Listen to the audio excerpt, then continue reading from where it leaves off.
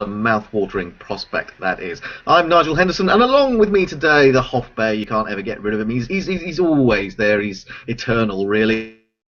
And down in the depths of Cape Town, beautiful, sunny, wonderful Cape Town, Antoinette Müller. Hello, people. Hello. Hello. Hello. Hello. Well, I think we should turn to you straight away, Ant, and say, what is the mood like in the South African camp? Because, let's face it, that India tour was a bit of a disaster, wasn't it?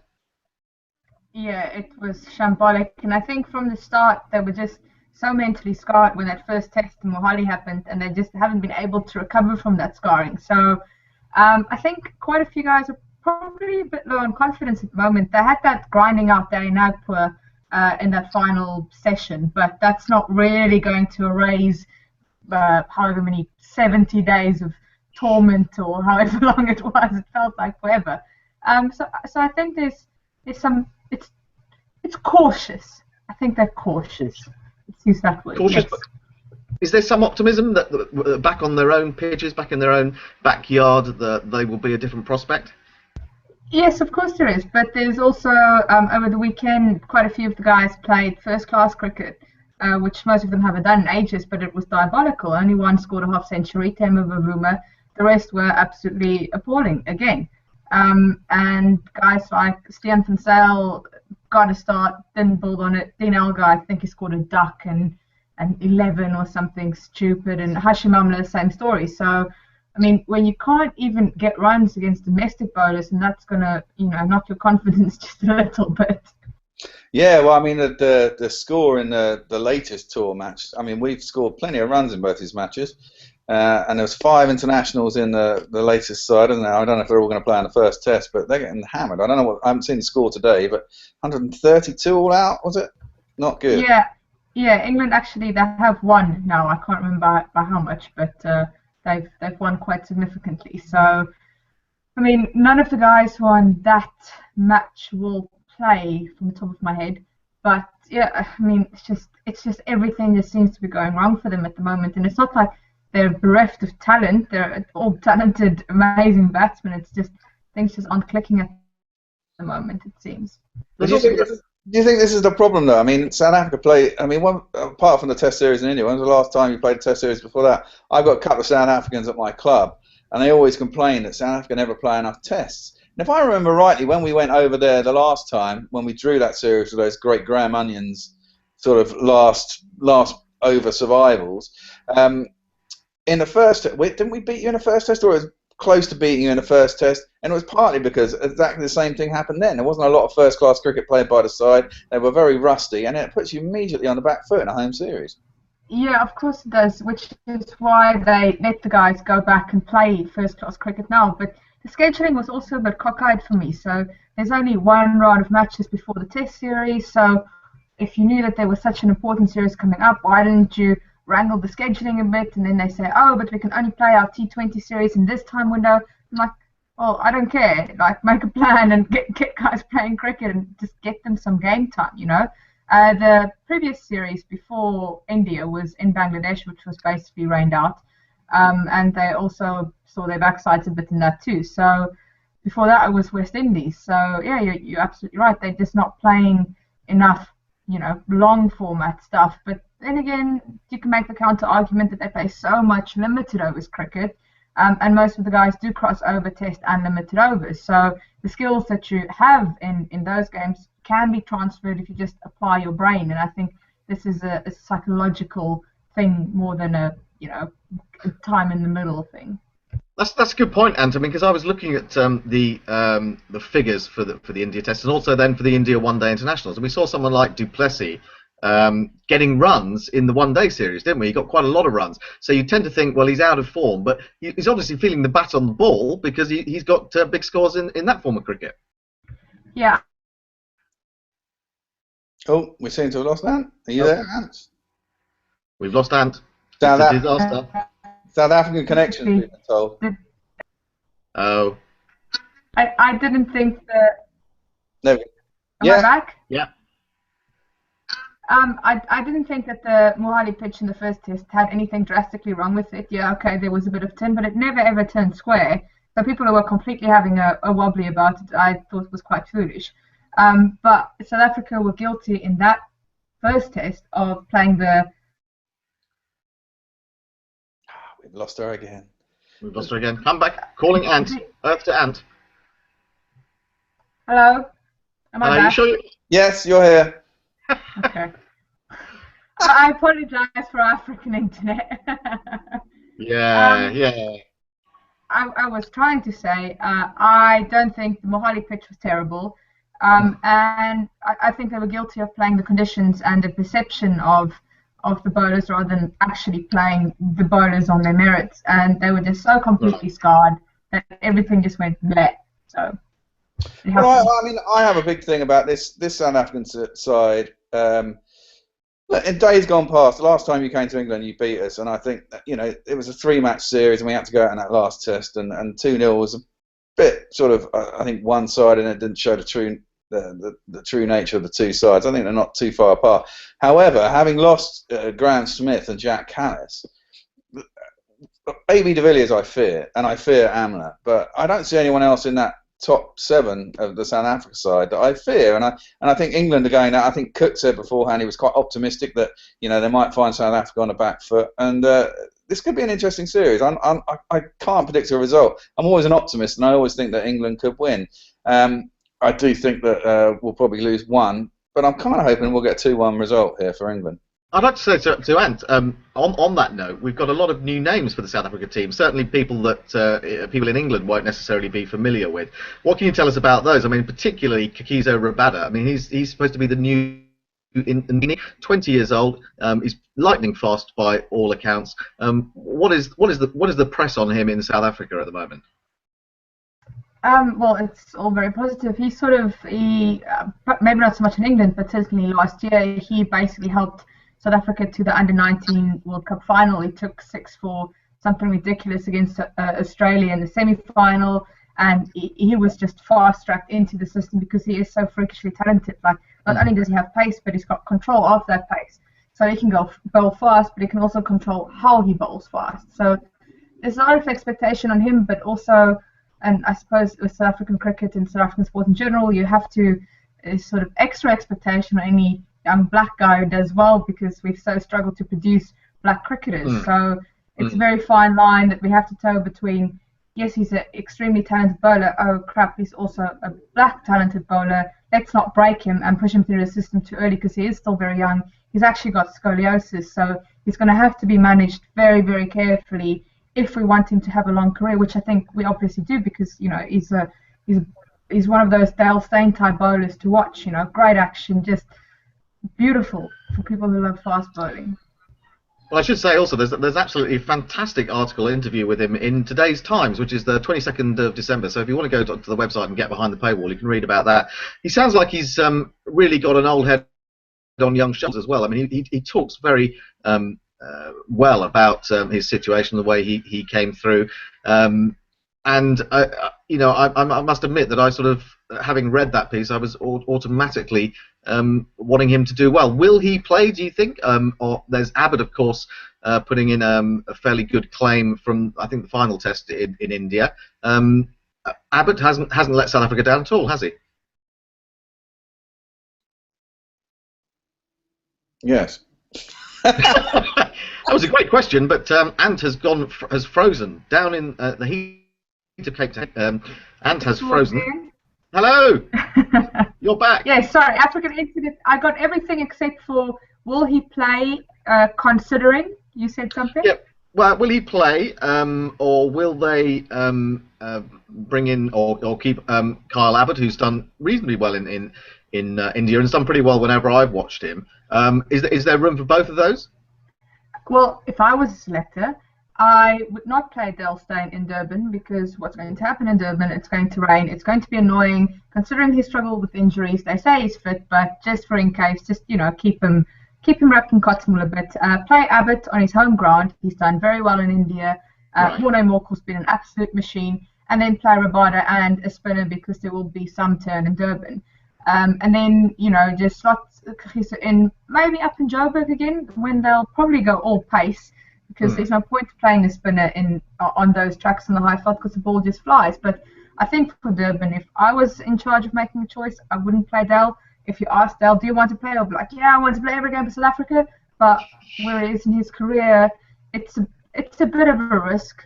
You know, you don't want to manage people, but it's just he's continuously seemingly struggling with little things, and you don't want Dale staying injured on Centurion or Wanderers because those tracks are made for him. So, yeah, I think Achisa will play. If not in Durban, then probably up in the Highveld. Why are we playing at Durban so early in the series? I mean, I was in Durban in '95 in the early part of December, and it pissed down for 3 days. We barely got a match at all. If it was further towards the end of the series, would the weather in Durban be better by then?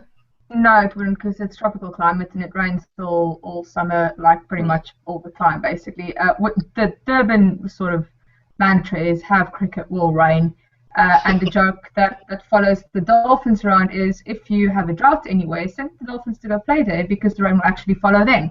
And it'll all rain there too. It's just one of those rotational things. You know, we had the test in PE last year where it wasn't supposed to rain, and then it rained, and now it's back in Durban where we know it's going to rain. So, yeah. But then again, with South Africa's complete and utter ineptitude towards spin, if we get 3 days, that's enough for England to actually win. I was just going to say that. You've got Marianelli who took a sixfer in the warm-up game, so and he's getting in there. You don't even need to be a good spinner. You can play Samit Patel, who'll probably take 10 wickets. That's how completely scarred South Africa seem to be against spin at the moment. Well, it's always nice to see a supporter of another side to be so down on their own nation. That's usually you, Hendo. I am really. But let's move on and talk about England, especially the new batting lineup that we're likely to see. Alex Hales looks like he's nailed on that opening spot, and Nick Compton says he wants to bat at 3. What do you think we're going to see from that, Bear? Is it going to make a lot of difference? Are we going to miss Ian Bell? I don't think we're going to miss Ian Bell. He's a bit out of form. I think someone can sit in. I'm really not sure about this. Is Hales opening? I don't see anything as a technique that inspires me to think that he's going to be a quality Test opener. I think, to be fair, a lot of the English bowlers, having played in the UAE, they're going to enjoy playing on harder, faster wickets. I think any batsman in the world prefers to play on a wicket that the ball comes through to you, and it might suit his technique better, is what I'm thinking. Is probably what they're thinking, is he likes to hit hard shots, he plays through the blind of the ball's going to come onto the bat. If he's got a chance anywhere, it's going to be here, not the UAE, that he's going to succeed. And so they want to put him in, and they want to give him a try. There's been a lot of talk in the media, Hales should open.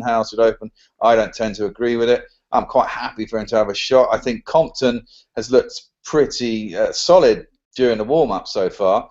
And therefore, if Hales fails, I think they'll go to Compton to open, and then they'll probably either put Balance back in or move Taylor up to 3. That's important, Charlie, because we could end up in that situation that we kind of had before. Cook and we had Trott at the top of the order together. If you have Cook and you have Compton and then you have Balance, that's a fairly negative top 3, isn't it, Ant? Well, we've got no voice now. Sorry, that was me muting my microphone, so my sucking my vape doesn't put me on the main screen. But yes, I was interested.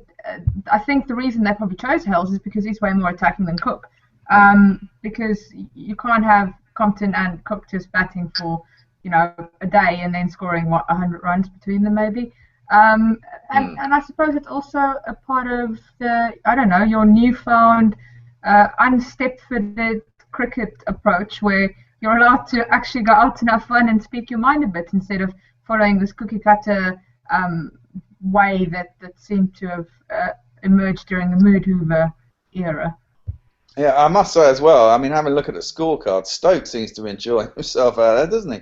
Was it 160 he scored in one innings? He scored 60 odd the other day.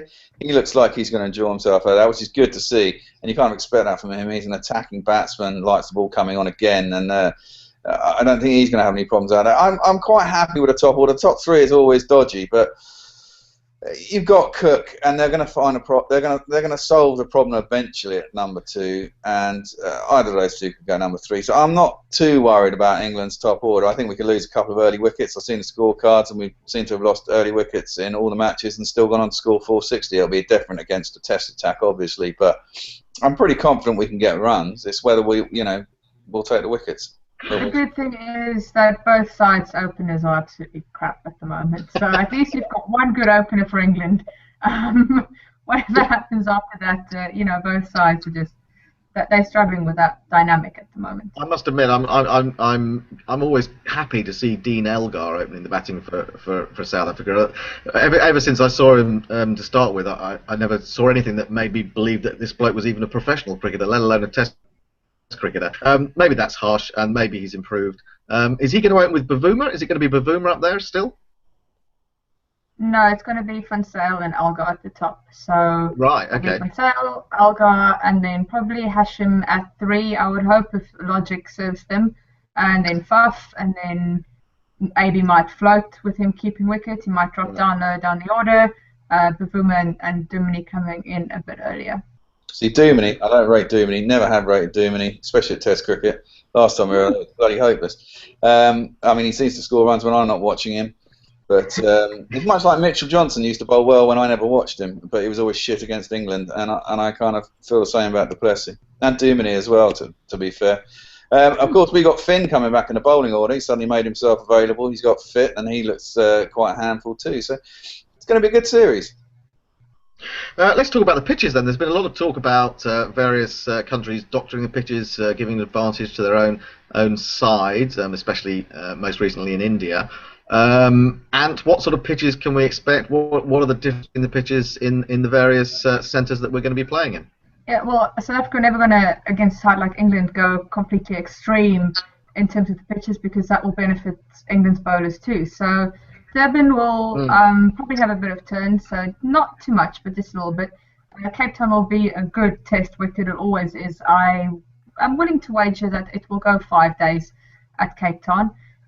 Maybe not into the final session of day 5, but Cape Town will go 5 days. And then obviously the Highveld, Centurion, and Wanderers are always quick, always pacey.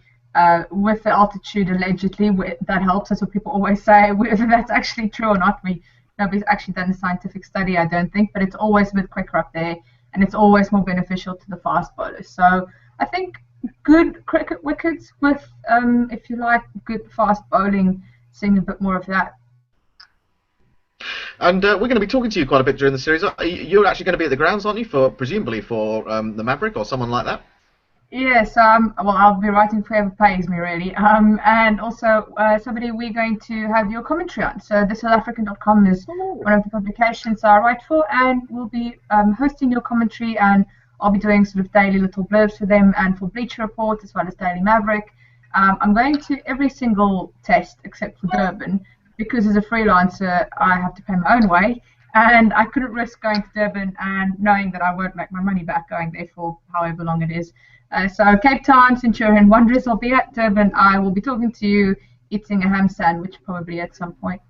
Excellent. Nice. And will Max be providing you with a regular supply of fresh vegetables?